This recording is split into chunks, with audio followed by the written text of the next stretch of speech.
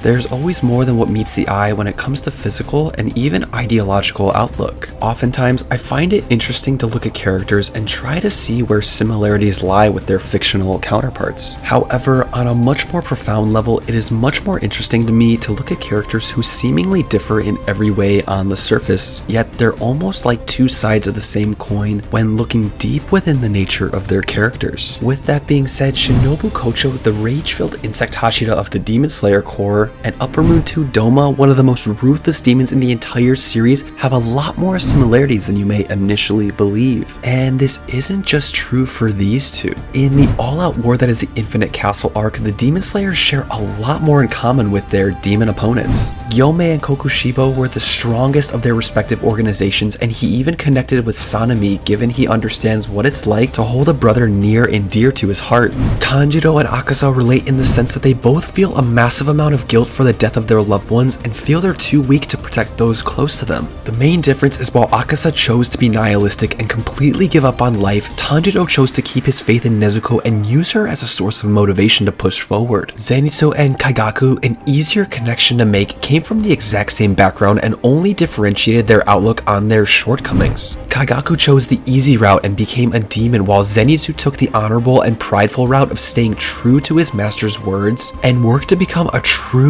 master of his craft. While these could all make entire videos by themselves, leave a comment down below which you'd be most interested in. We're here to discuss how the two most diametrically opposed characters have a lot more in common and are a duo I could not help but analyze. To truly understand where these seemingly opposite characters connect, I think it's only appropriate to talk about them individually. And with that, let's dive into today's video of Shinobu and Doma.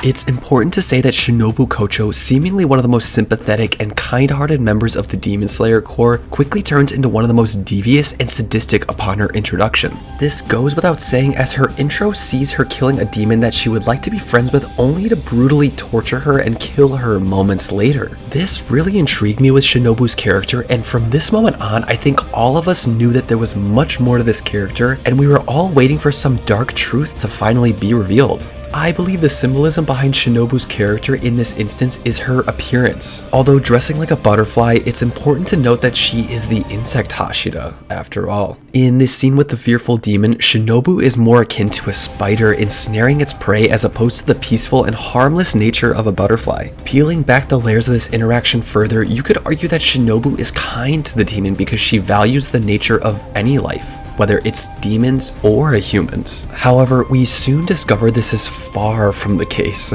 Shinobu then proceeds to torturing the demon by asking how many people it has killed and which organs it can sacrifice to atone for its wrongdoings. Whichever way you spin it, torturing any life form can be looked at as morally wrong and is definitely something that I would consider to be an evil act. As opposed to other demon slayers throughout the show who see killing demons as a necessity to protect the weak and keep balance, Shinobu goes out of her way to purposefully show that demons are creatures that should be shown no remorse and should even die in the worst ways imaginable. To me, this is what makes Shinobu such a fascinating and multifaceted character. On one half, you have this kind-hearted healer of the group who's there for her human comrades during their time of need, but you also have a sadistic and remorseless killer when it comes to the demon she stands against. As previously stated in my Shinobu video, link above, she demonstrates the same dualism as Bleach's Retsu Unohana. While her fellow Demon Slayer Corps members cannot abide by or agree with what demons have done, Shinobu takes it another step further by showing an absolute disregard for demon life itself.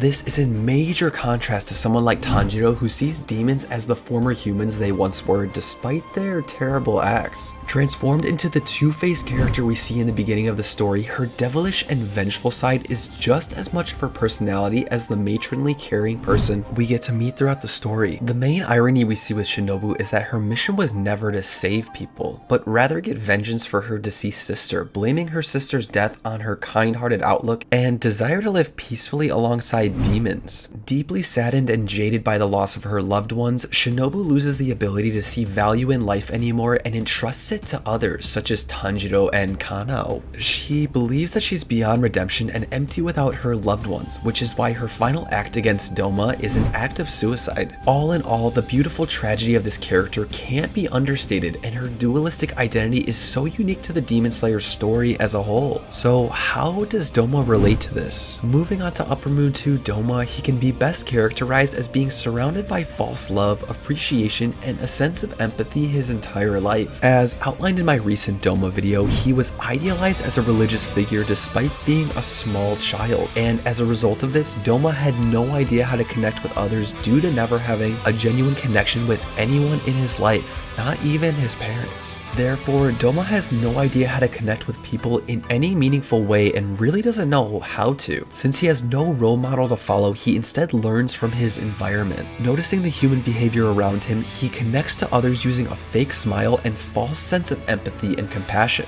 He's able to quickly tell that the humans that admire and adore him are also lying to him, and armed with this information, he chooses to be sympathetic towards them. The way that Doma treats humans is exactly the same as how Shinobu treats demons. The demon Shinobu encountered had done the exact same to her. The two parallel in that they both are fundamentally unable to see humans and demons respectively for what they are, which is having no value. Apart from treating others in the same manner, they both view themselves and their lives in the exact same light. Doma preaches and believes in death as a salvation because in his eyes there's nothing in this world that's worth living for. For Shinobu, her goal in life is not to settle down, be happy, and live a prosperous life.